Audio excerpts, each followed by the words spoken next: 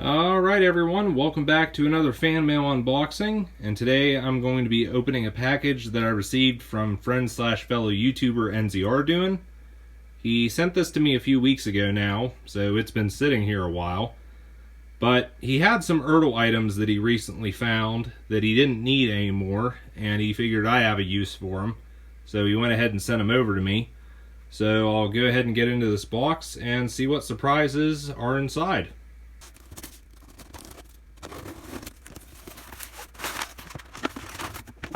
Alright, so apparently what he sent me is inside this cookie tin.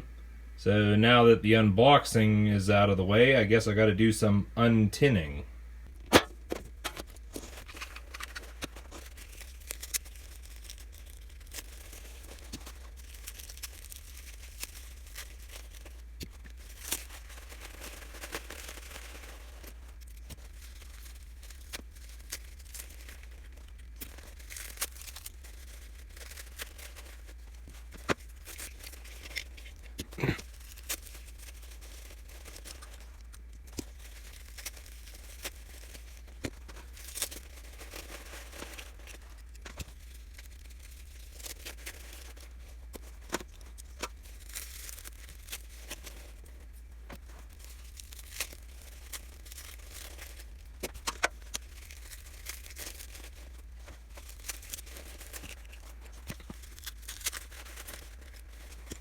Alright, so everything you see here was in that tin, and there was actually quite a bit.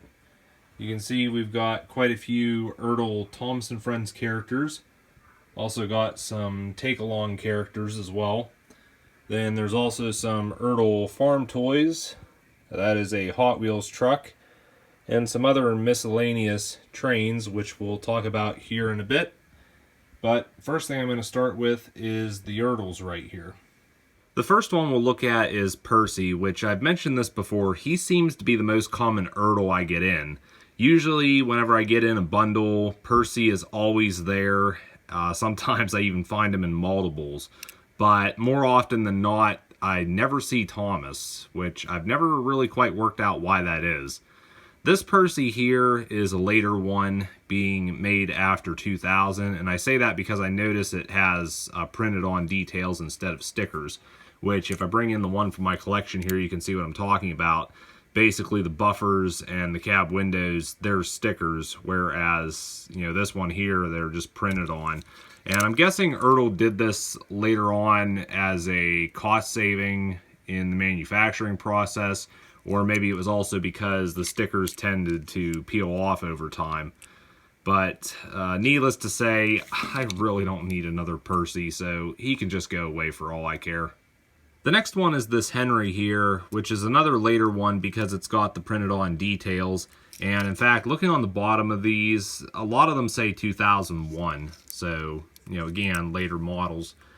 But this one here, it's been used, but condition overall isn't too bad. I mean, it's got some chipping, you know, a little bit on the buffers, some on the die-cast here.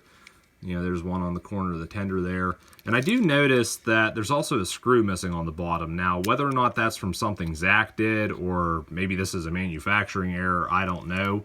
But something of interest is this Henry here has the gap behind the face, which some ERTL Henrys had that and some didn't. And if I bring in the Henry from my collection, of course this is the 1991, you'll see that he does not have that gap behind the face. And you can also see, you know, the difference that the 1990 version has stickers, and also the shade of green's a bit different as well. But another comparison I can do real quick here is I can also bring in the 1984 Henry from my collection. I do have the 1985 one as well, and also the metallic version. But again, you can kind of see just how much better the casting is for the 2001 Henry versus the 1984 one. But anyways, you know, I'm really happy to have this Henry just because it's got this different casting at the front there.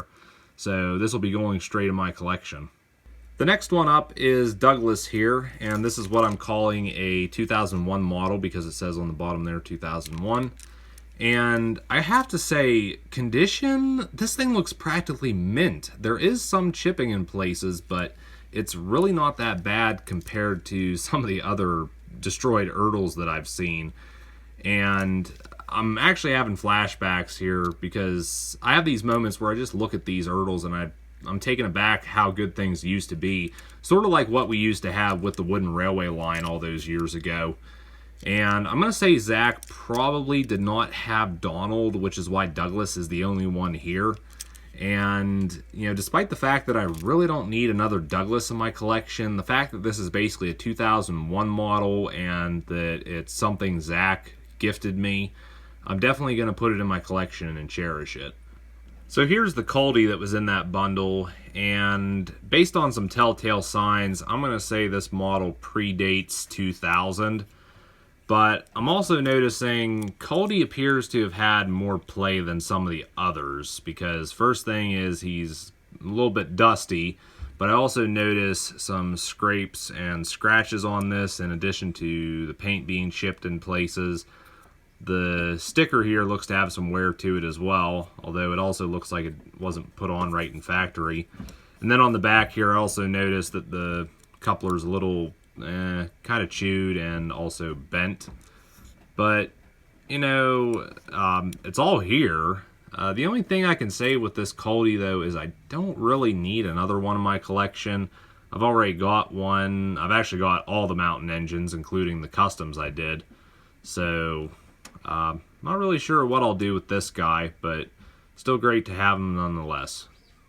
In that bundle, there was also this Scarlo, which it only took one look at this for me to realize it was the later version, because for whatever reason, in 2001, ERTL quit putting the stickers on, much less even painting the buffers, and it just looks weird. And I remember friend and fellow YouTuber Douglas Rowe and I were even talking about this, and again, it's just an odd decision.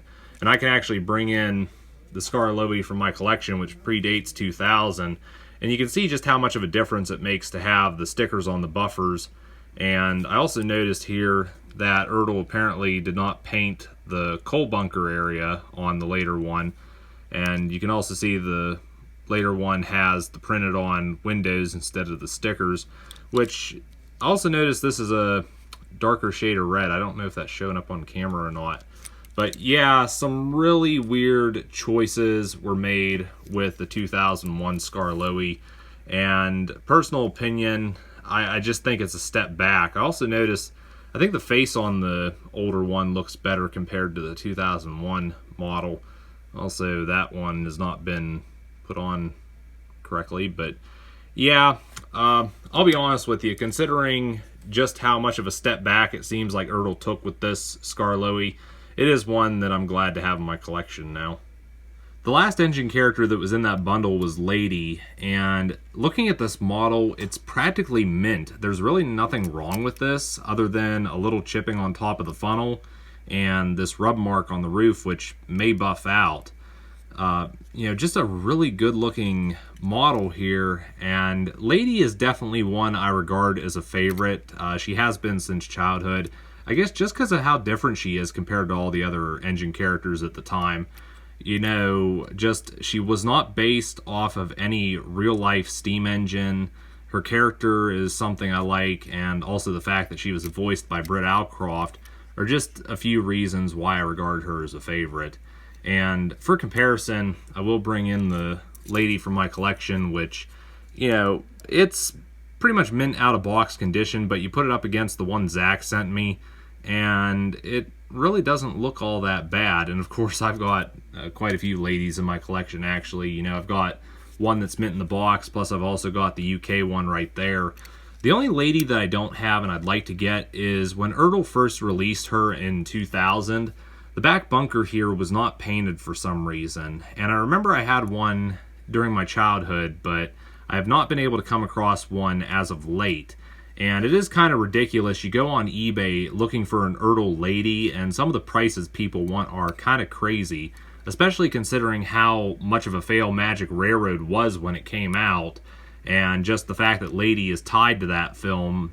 You would think that it'd make her merchandise basically worthless, but not in the case of the ERTL model, I guess. There was also some rolling stock in that bundle, and you can see here we've got two Scruffies. Now, the one on the left is dated 1998, and the one on the right is dated 2001. And something I noticed with ERTLs from the 1990s versus the early 2000s is the quality improved a little bit, mainly in regards to the details. They got a little bit bolder, which you might be able to tell that by looking at the faces between these two, although I think the sides are the best indicator, because you can see the text on the 2001 Scruffy is bolder than what you have on the 1998. And, you know, it's really great to have more rolling stock, but Scruffy's kind of a standalone truck. So, you know, I've already got two of these in my collection. I don't feel like I need another two, and I don't really feel like I can do anything with these in terms of customs, just, you know, again, because it's Scruffy. Now, last year, I think it was, I did do a custom of the buried truck, as I call it, basically using a broken Scruffy that I had, and I thought this turned out pretty good. But in terms of these two Scruffies, though, I'm not really sure I'll be putting them in my collection. The last ERTL Thomas Friends character in that bundle was this Clarabelle, and unfortunately it looks like Annie has gone missing. But overall condition of this isn't too bad. Stickers are good, not really much scratching or anything on the roof. The wheels are all intact. This is dated 2001 as well.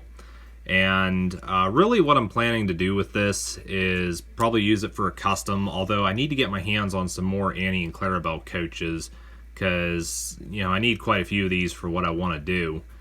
But other than that, there's really not much more I can say about this. It's just a shame there's not an Annie to go along with it. Like I said, could definitely use more of these. While we're on the topic of ERTLs, there was also these two John Deere tractors in that bundle. And these are also made by the ERTL company. I think these were made back in the 1990s, possibly early 2000s. First one we have here is a John Deere 8210. And if I'm correct, I think I recognize this from Zack's remake of Gordon Takes a Tumble. I believe this was one of the tractors that he ran into when he came off the rails. But, yeah, it's pretty much stock standard as they came from ERTL back in the day. And then also there's this, what is it here, 8400T. I think the T stands for tracked. And you can see this surprisingly still has its tracks. I know some of these, they tend to dry rot and just fall off. But yeah, really good looking tractors, and I'll probably go ahead and add these to my 1/64 scale collection. There was also some Hot Wheels in that bundle, and we've got this truck right here, which I originally thought it might have been a dump truck. Looking on the bottom here, it says Copyright Mattel Incorporated 1979 Malaysia. Whether that's the vintage of this, I would not know. Maybe that's how old the casting is. But I noticed that this has a Peterbilt cab to it, and it's pretty similar to some other Hot Wheels I have in my collection, being this Peterbilt cement mixer. I've actually got quite a few of these, and if you look on the bottom here, it too is dated 79 Malaysia. I think some of the ones I have actually say Thailand. But it's a possibility this might be a newer release of this truck here, and it's just missing the mixer body. But not really much else I can say about this. Strangely, I recognize this, and it's a coal tender from the Erie Express, which I believe you'd get in like a kid's meal, possibly from Wendy's, I'm thinking. But you can see here it's shaped sort of like a casket, and it's got a little tombstone in the coal up here. And there was actually, I believe, 4 pieces you could get for this. There was the locomotive, the coal tender, I'm thinking a box car, and then also a caboose. And in the case of the coal tender here, it had a little feature that if you rolled it along, the little mummy would pop up out, sort of like a lid of a coffin opening, basically. But yeah, it's kind of curious to find one of these after all these years, and I'm kind of wondering if I'd be able to track down the entire consist online to have the complete set. Might be a fun little project. Up next is this curious miniature train, which, funny enough, I actually recognize this because I had one of these in my childhood. I think these were sort of like a mail-in thing that you could get through, I believe, Reader's Digest. And basically they're like a knocked back, very cheapened up version of an N-scale model. In this case, you've got the diesel locomotive here, Southern Pacific diesel, which I'm not exactly sure, might be a GP unit. But you can see that basically plastic wheels, plastic trucks. There is a little bit of die cast on the bottom of this, but the body's all plastic. Chunky handrails, not really much detail. You can see there's like hardly any room to move on this back walkway here. And, you know, even the front's pretty much the same way. Fake N-scale couplers. These don't move or pivot or anything. What do they have on the bottom here? They just call this high speed. Okay. Interesting. But then also there was this gondola with a load, again, Southern Pacific. This is actually missing a wheel, and one of the couplers appears to have broken off. But again, you know, these trucks, they really don't pivot. You know, they're basically just like fake N-scale, pretty much. You can see how the load in this looks. And there was like a bunch of rolling stock that you could get for this. They had, I know there was a flat car with a semi-truck trailer. I know they had a tank car. There was also a covered hopper car. I believe there was even a stock car. But yeah, this is another one that, since I have this here, I'm kind of wondering about if I want to try to track down the entire consist for this. But yeah, it definitely brings back some childhood memories, though. The last thing in that bundle was some TakeAlong stuff, and this is from the early learning curve era, because Thomas, for example, if you look on the bottom of him, he's dated 2002, and of course it says learning curve there, and the upper body is all die cast, including the boiler. These became plastic later on, and condition of this really isn't that bad. You look at it, you know, a couple chips here and there, but overall condition is really nice, especially considering how old this is. And as for James, he's pretty much the same deal. He's copyright 2002 learning curve as well. And again, the whole upper body is die cast. Now, he's got a few chips here and there too, but I guess the most disappointing thing is he doesn't have his tender. And I'm kind of wondering if I can track down a good condition TakeAlong tender to go with him. But this is a really nice looking James. It's kind of funny. I was never really into the TakeAlongs because, well, they replaced ERTL, and I always, you know, liked ERTL because that's what I grew up with. But looking back on the TakeAlongs now, I think they definitely had their place. Now, there's also this giggling Troublesome Truck, and this is actually from 2006.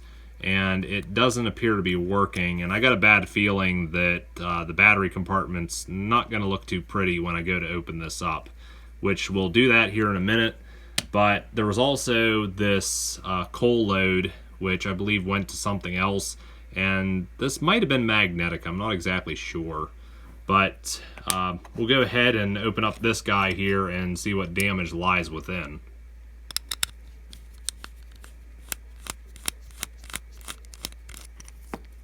Alright, let's see what we got here. And at first glance, it doesn't look like there's any damage. Just need to throw some fresh batteries in here. Alright, batteries are in. Let's take a listen.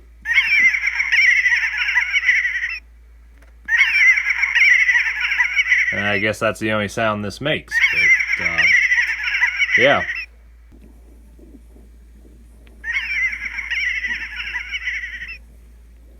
So there's another look at all the little treasures that came out of that tin.